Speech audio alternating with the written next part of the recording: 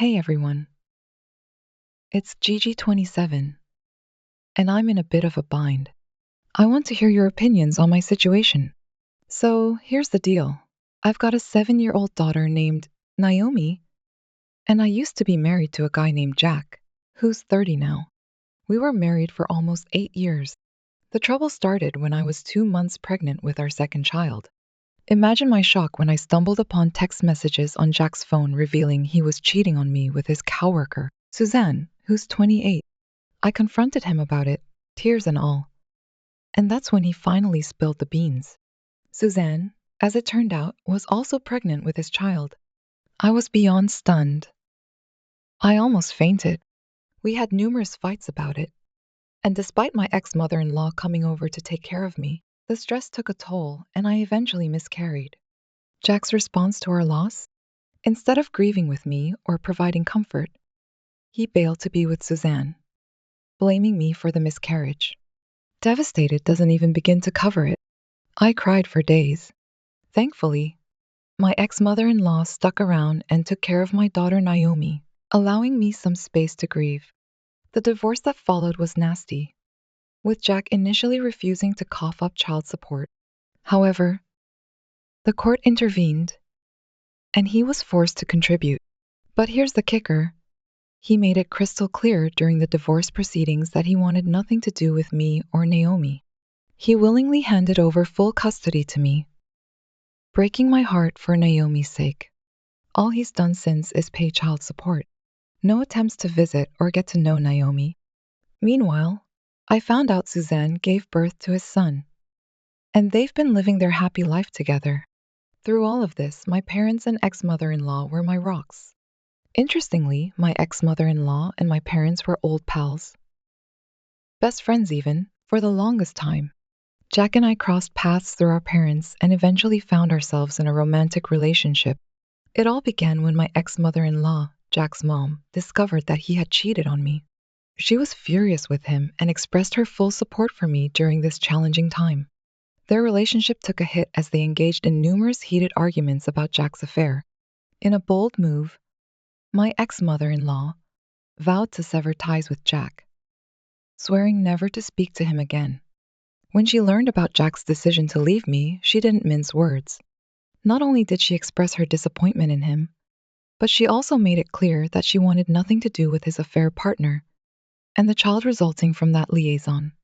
Shockingly, my ex-mother-in-law upheld this promise until the day she passed away, steadfast in her decision to cut all communication with Jack. Even when Jack pleaded with her to visit him and his son with his affair partner, she remained resolute in her stance. This unusual twist in the story took an unexpected turn when Suzanne, Jack's affair partner, entered the picture. Suzanne, feeling a sense of exclusion, harbored intense jealousy towards me and my child, as she was never fully embraced as family by my ex-mother-in-law. In the initial stages of my ex-mother-in-law's support for me, she faced significant backlash from her own family. Jack had lost his father a few years prior, and his relatives attempted to persuade my ex-mother-in-law to forgive him. They argued that Jack was still her son, urging her to let bygones be bygones and visit his child. However, my ex-mother-in-law stood firm in her decision, refusing to budge even as Suzanne gave birth to Jack's child. Despite the knowledge of Jack's infidelity, his relatives rallied around him, neglecting to offer any care or concern for me and my child. The situation escalated to the point where my ex-mother-in-law became an outcast within her own family. They started excluding her from their celebrations and family events just to accommodate Jack, who refused to attend if his affair partner was not invited. I couldn't help but feel sympathy for my ex-mother-in-law, witnessing the sacrifices she made for the sake of her principles. Throughout this tumultuous period, she reassured me that I was like her own child, expressing no regrets about the family members who distanced themselves from her. I found solace in having a mother-in-law who showered me with love and unwavering support, a rare and precious relationship. As time passed, my ex-mother-in-law's health deteriorated, robbing her of the ability to walk and manage on her own. Recognizing the challenges she faced, I extended an invitation for her to move in with me permanently. I committed to caring for her, ensuring she had the support she needed around the clock. To ease the burden, we enlisted the help of a live-in nanny who attended to her needs in the mornings. Taking on the evening responsibilities for my ex-mother-in-law became a significant part of my daily routine. I dedicated countless hours to her care, and surprisingly, I found fulfillment in this role. Naomi, always fond of her grandma, was overjoyed to have her living with us. Throughout her stay, my ex-mother-in-law chose to disclose something of great importance. In the midst of Jack's departure and the subsequent challenges, my ex-mother-in-law had made substantial changes to her will. Originally, she had intended for my ex-husband, her only child, to inherit everything. However, upon learning about his affair, she took the step to amend the will. Now, the house and her life insurance were designated for Naomi. To my surprise and gratitude, she had also included me in her will, assigning a significant portion of her money and the family heirloom to my name. This gesture carried a profound meaning, emphasizing her trust in my commitment to safeguard these possessions and pass them down to Naomi when the time was right. In a surprising turn of events, my ex-husband was slated to inherit her car and his father's entire art collection, but with the condition that it would pass on to Naomi once she turned 18. Additionally, the money would be placed in my trust, ensuring Naomi's financial security even if I were to pass away. My parents were designated to oversee these matters in case something happened to me. As my ex-mother-in-law revealed these details, a mix of emotions washed over me: shock, gratitude, and a subtle hint of sadness. The acknowledgement of the hardships we had endured and the effort to secure Naomi's future filled me with appreciation. I reassured my ex-mother-in-law multiple times that she could alter the will again if she chose to include Suzanne and their child born from the affair. I made it clear that I would never hold a grudge against her, considering Suzanne as Jack's wife now. However, my ex-mother-in-law reiterated her stance, emphasizing that she only recognized me as her son's wife, making Naomi the rightful inheritor of her home to carry forth the family legacy. In understanding her perspective, I accepted her decision gracefully. Throughout my ex-mother-in-law's stay with me, Jack displayed a notable absence in his concern for her well-being. Despite our differences, I would have welcomed him checking in on her. However, Jack never bothered to inquire about her health, highlighting the persistent disconnect between us. One day, my ex-mother-in-law experienced breathing difficulties, prompting an urgent trip to the hospital. Fearing the worst, I entrusted my dad with Naomi's care, while my mom and I spent the entire night at the hospital, praying for her recovery. Fortunately, she pulled through, and we were able to take her home after this health scare. The incident compelled me to consider the possibility of my ex-mother-in-law passing away without Jack having made amends with her. Setting aside our differences, I reached out to Jack, pleading with him to visit her. I shared the doctor's warnings about her precarious condition, expressing my genuine fear that time might be running out. Instead of expressing concern for his mother, Jack launched into an argument about how she had never bothered to establish a relationship with Suzanne, his affair partner. Despite his cold response, I persisted, urging Jack to put aside his ego for the sake of his ailing mother. He claimed to have a busy schedule, citing a lack of time to spare for such matters. Witnessing his indifference in the face of his mother's frail health was disheartening. Despite his reluctance, I continued to press him to reconsider and spend some quality time with her. Finally, he reluctantly agreed to a brief visit. When Jack finally arrived, I was taken aback to see that he had brought Suzanne along with him.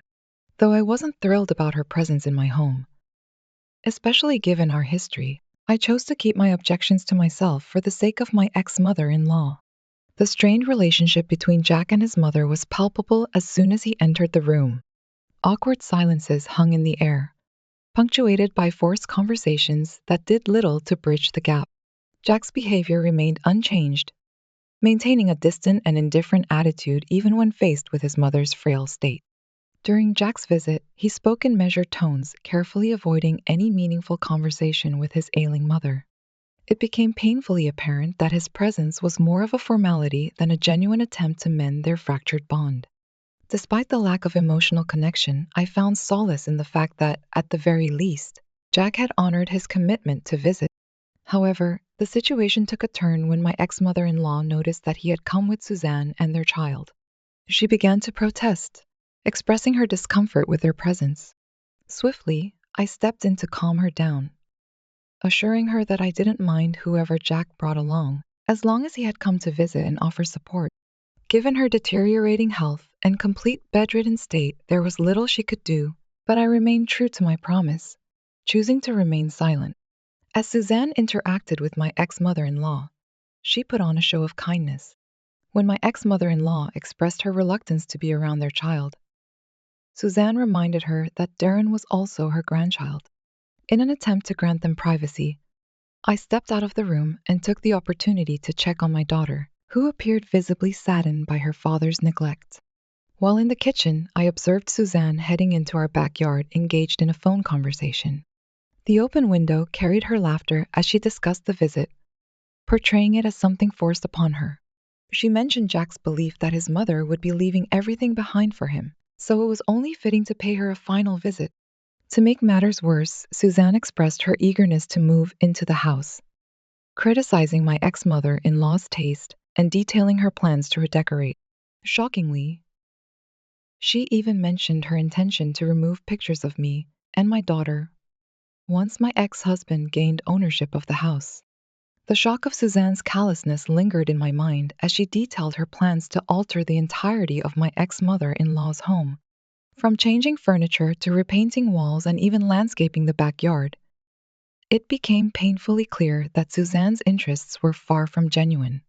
Rather than preserving the history and memories embedded in the house, Suzanne seemed solely focused on securing her position in the will. This realization struck me with disbelief and anger.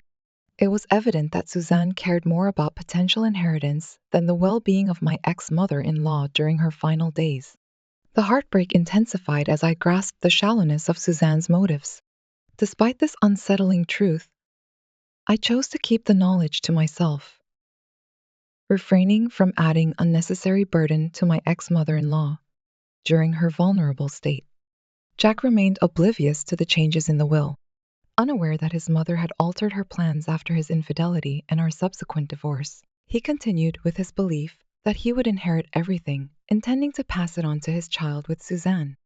I made a conscious decision not to divulge this information to him, feeling that it wasn't my place.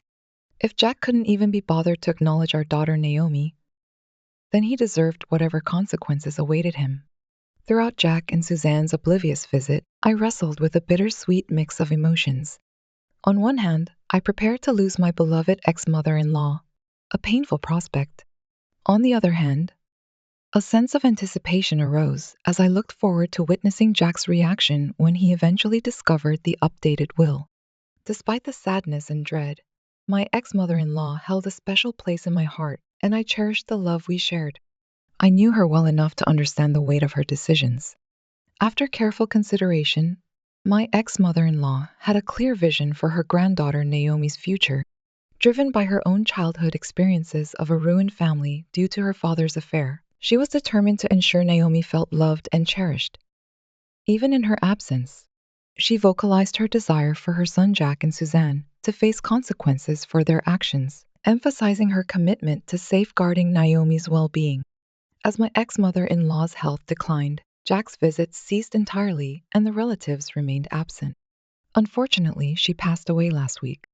In the aftermath of her death, I took charge of organizing her funeral, determined to provide her with a dignified farewell despite the lack of support from other relatives. My parents played a crucial role in arranging everything, from selecting a beautiful casket to securing a serene venue. Suzanne chose not to attend the funeral with Jack, displaying a notable absence of genuine concern. Although some of her relatives attended, their presence seemed more of a formality than a genuine display of mourning. When the lawyer eventually contacted me about the will, a flood of emotions overwhelmed me. Tears streamed down my face as I learned that my ex-mother-in-law had left everything to me, as we had discussed. The conflicting waves of joy and sadness engulfed me as I grieved the loss of a cherished person. but also felt grateful that I could now provide my daughter with everything she ever wanted. Amidst this emotional turmoil, there was a sudden knock on my door. Opening it, I found Suzanne, Jack, Darren, and a few other relatives standing there with grim expressions on their faces. Jack, without hesitation, asked if they could come in, and I politely agreed. The atmosphere in the room became tense as they entered, and Jack wasted no time in demanding an explanation for the will. His accusing tone cut through the room, filled with resentment as he questioned why I ended up with everything: the house, money, heirlooms, everything his mother had left behind. I tried to remain composed, explaining that my ex-mother-in-law had carefully considered her decision and made it in accordance with her wishes.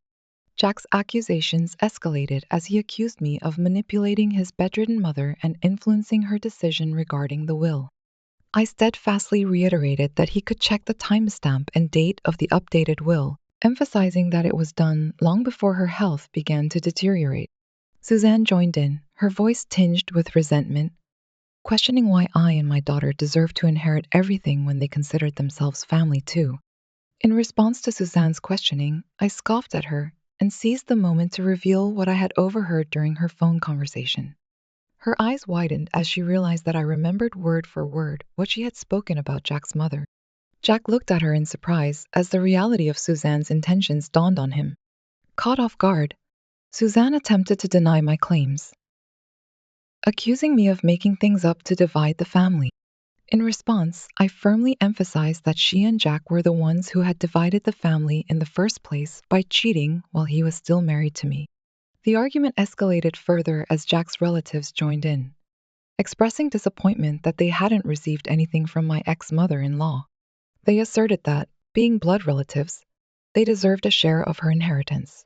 The audacity of their entitlement shocked me as they insisted I sell her property and split the cash 8 ways. I firmly rebuffed their demands, highlighting that I was the only one who had taken care of her until her last days, while none of them bothered to visit. The room echoed with raised voices as they continued to question the fairness of the will. Jack protested, claiming it was his childhood home and asserting that he deserved to live there with Suzanne and their child. He went so far as to threaten legal action, stating that he would sue me and contest the will if I didn't comply with his demand to have the house. I burst into laughter upon hearing Jack's words. He seemed taken aback by my reaction as I continued to remind him of his neglectful behavior towards his own mother. I pointed out how he never bothered to check up on her until I pleaded with him to visit her. I made it clear that if he wanted to sue me for wasting his money, he was welcome to try, but her lawyer had assured me that the will was ironclad and there was nothing he could do about it. I emphasized that as her grandchild and her daughter-in-law who had lovingly taken care of her, she had rightfully left everything to us.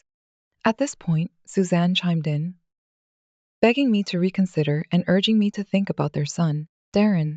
She insisted that Darren deserved to have a good life, much like Naomi. While I agreed with the sentiment, I questioned whether Suzanne ever thought about my daughter, Naomi, and how her ex-husband had treated her over the years. Naomi was his child too, yet he chose not to be a part of her life. I made it explicitly clear to Suzanne that, despite her pleas, I had no intention of giving her or her child anything. I politely but firmly asked everyone to leave my house, reminding them that they were free to go through the contents of the will with her lawyer again. But I was done with this discussion. I knew they had no grounds for their demands, otherwise they wouldn't be approaching me with anger and ultimatums.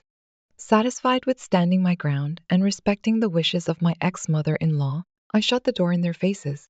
Since then, Jack has bombarded me with calls and messages, expressing his disdain for me and insisting that if I had any decency, I would hand over everything that he believed rightfully belonged to his family, and not to me and Naomi. So, Reddit, am I the a-hole for not giving in to the demands of my ex-husband and his family? Update 1. I initially expected only a few people to pay attention to my post, but I'm grateful to all of you for lending an ear and providing your suggestions and advice. To those who are upset with me for not pushing my mother-in-law to include my ex's new child and Suzanne in the inheritance, I want to clarify that I did try. But the decision ultimately rested with her. At this point, there's nothing more I can do about it. You might label me as selfish, but I refuse to part with any of the inheritance. My priority is to put myself and my daughter first.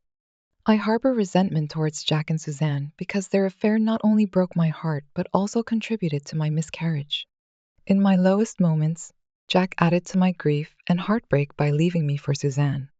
My ex-mother-in-law consciously chose not to include the affair child and Suzanne in her will, despite having ample time to update it if she wished to do so. While I do feel pity for the affair child, it's not my responsibility. For a clearer understanding based on what I know, my ex-mother-in-law had a challenging childhood due to her father prioritizing his affair with children. Perhaps this influenced her decision to exclude Jack's affair child and Suzanne from her will. Despite this, she left Jack his father's entire art collection, which is worth thousands of dollars, providing him the means to take care of Suzanne and their affair child quite well. I've noticed some comments directed at me, and I want to make it clear that those criticizing me might not be as civil if they found themselves in a similar situation. I won't back down and give in to Jack's demands. Naomi is Jack's child too, yet he is solely concerned about his affair child. He never made an effort to be a good father to Naomi, so he doesn't deserve anything from us after the years of hardship he has put us through. Update 2. The tension between Jack and Suzanne continues to cast a shadow, with their relentless demands and accusations putting a strain on my peace of mind. Recently, Suzanne caught me off guard with an unexpected call, even though I didn't have her number saved. From the beginning, her tone was hostile as she accused me of being a greedy gold digger, claiming that I had stolen everything that rightfully belonged to them. She expressed satisfaction that Jack had left me after the miscarriage, asserting that I didn't deserve to be his woman. Caught in the middle of work, I calmly explained to her that the decisions regarding the inheritance were made by my ex-mother-in-law, and I had not orchestrated anything. However, Suzanne wasn't willing to accept this explanation. She continued to berate me, questioning my integrity. I firmly reminded her that she had never had a relationship with my ex-mother-in-law while she was alive, making it absurd for her to demand anything that belonged to her. The situation escalated when Suzanne started making threats against me and my child. She insisted that if I didn't give Jack a share of my inheritance, she would find a way to reach out to my child and reveal the supposed truth about me. This was a clear crossing of the line for me, and I immediately told her that involving my child was unacceptable. I warned her that if she came near my child, I would have her arrested. Backed by evidence from her multiple troubling text messages, I also made it clear that I could play the same game by reaching out to her boss and presenting evidence of her threats against me. This seemed to silence her, and I promptly ended the call. Following the disturbing conversation with Suzanne, I called Jack to inform him about his wife's actions and reiterated my stance on involving the police if the harassment continued. Initially shocked by Suzanne's behavior, Jack started to apologize on her behalf, but I cut him off. I firmly asserted that I didn't owe him anything and that I intended to claim what his mother had left for me. Despite his apologies, I warned him that any future contact from either of them would result in serious legal consequences. Since then, surprisingly, my phone has been quiet. I plan to stand by my words, prepared to take legal action if Suzanne or Jack ever dare to contact me again. Update 3. It's been 2 months since my last update, and the overwhelming requests for more information have prompted me to share the latest chapter of our story. We've now moved into my ex-mother-in-law's home, and as we settle in, I can't shake the longing for her presence. I miss her in every nook and cranny of the house. The rooms where laughter once echoed, the backyard where she enjoyed her evenings, and the kitchen where we shared countless conversations. Her essence lingers in every corner, a constant reminder of the warmth that used to fill the space. Every day brings a mix of emotions, gratitude for the inheritance that secures Naomi's future, and a profound sense of loss in the absence of the woman who meant so much to us. I try to find solace in knowing that the house, once a sanctuary for my ex-mother-in-law, will continue to be a haven for Naomi. In these moments, I carry her spirit with me, appreciative of the time we spent together and determined to honor the legacy she left behind. Stay tuned for more stories from our journey.